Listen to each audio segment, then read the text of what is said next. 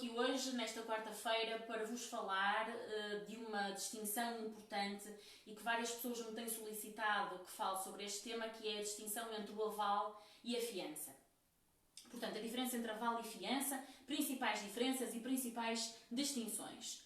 Portanto, quer o aval, quer a fiança, são garantia de direitos de créditos, em sentido genérico e em lato sensu.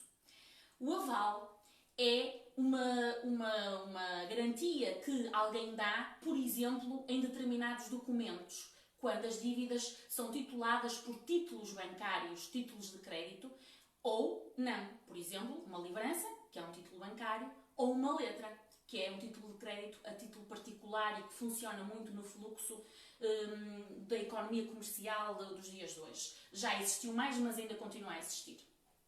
Portanto, isso é o aval. Ou seja, alguém que assume a responsabilidade solidária por quem é o principal devedor.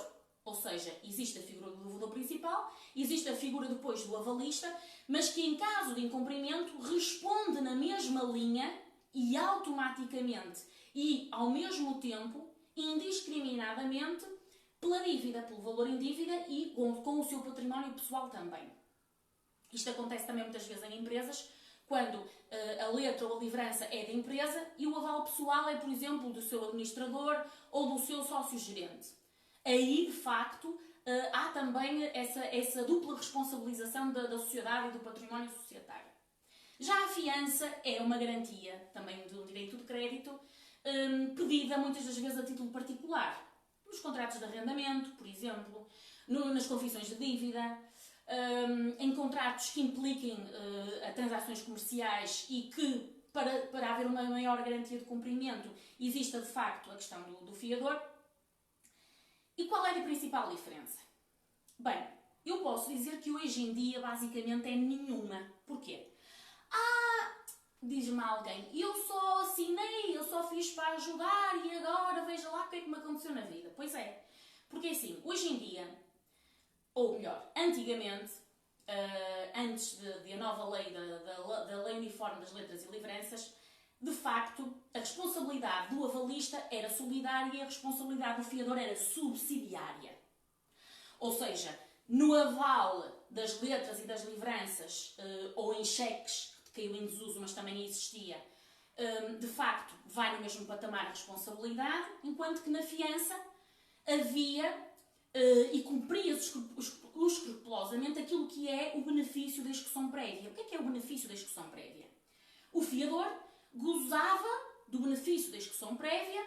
O que é que isto trocado por miúdos quer dizer? Significa que eu, fiadora de alguém, sabia que primeiro tinham que excutir totalmente o património do devedor principal e só se este não tivesse capacidade para cumprir ou se eventualmente o património dele não fosse suficiente, depois é que viria a mim na qualidade de fiadora.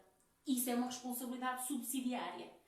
Neste momento, principalmente nos contratos de crédito de grandes empresas e de grandes instituições de crédito com as cláusulas contratuais gerais abusivas e até proibidas algumas, inclui-se muito frequentemente a cláusula em que o fiador renuncia ao benefício da execução prévia. E poucos sabem o que é que isto quer dizer, porque tem nas letras pequeninas. Renunciar ao benefício da execução prévia significa que o fiador responde no mesmo patamar que responde o devedor principal, com o seu património pessoal também. Isto é muito importante ter consciência do que é fiança e que, de facto, com o avançar dos tempos, dos incumprimentos e também de forma ao legislador garantir que os créditos não ficassem incobráveis, criou esta forma de apertar e, de facto, hoje em dia não existe duas balanças, nem dois pesos e duas medidas. Também me pediram para falar acerca deste tema, porque, como devem ter visto nas notícias, há uma família aqui da Maia que vivia há 20 anos num prédio e que, entretanto, por serem fiadores, portanto, já duas pessoas de avançada idade, foram fiadores de 2 créditos automóveis do filho que vivia também com eles. E, de facto, o que é que aconteceu? Aconteceu que, por desconhecimento, ou por ignorância, ou por mau aconselhamento, não sei, os senhores, de facto, foi penhorada à casa e neste momento estão desalojados e, portanto, é um dos motivos também que preocupa neste momento aqui aqui quem está responsável no Departamento da Câmara Municipal com a habitação social.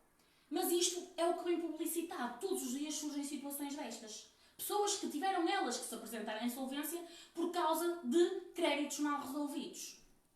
Como é que isto funciona a nível de insolvência?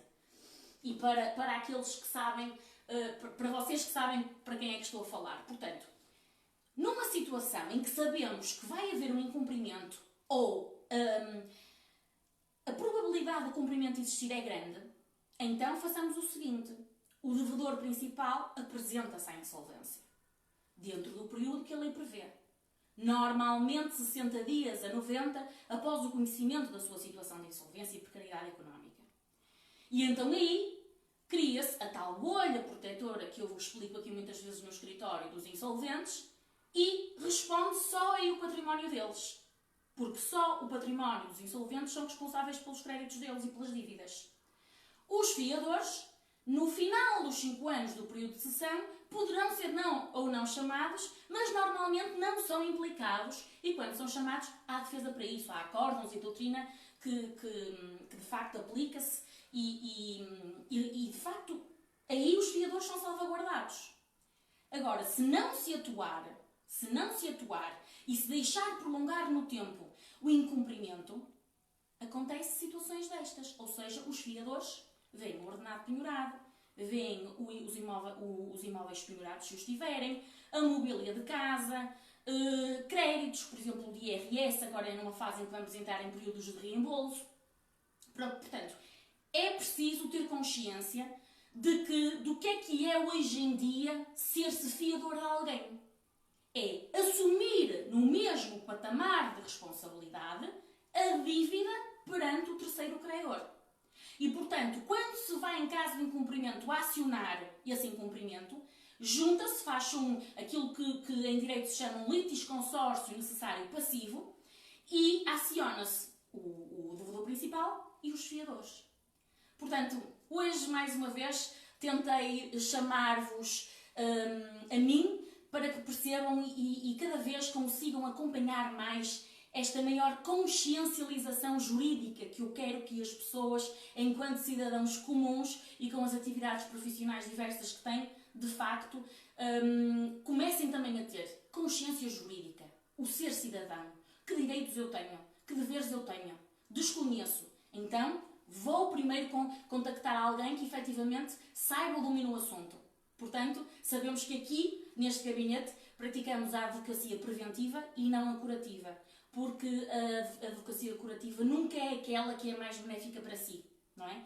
Quando já está tudo a arder, quando se de facto já está numa fase de esgotamento, numa fase de exaustão, até mesmo financeira e patrimonial, nós pouco ou nada podemos fazer. Portanto, vale a pena estar informado, custa muito pouco e é importante saber quais são os seus verdadeiros direitos e responsabilidades. Para a próxima, lanço novamente o repto, como fizeram desta vez, para me sugerirem temas que queiram ver de uma forma aligeirada, mas sempre do melhor que sei fazer e como sei fazer, para numa próxima exposição eu chegar até vós. Muito obrigada a todos e um resto de bom dia!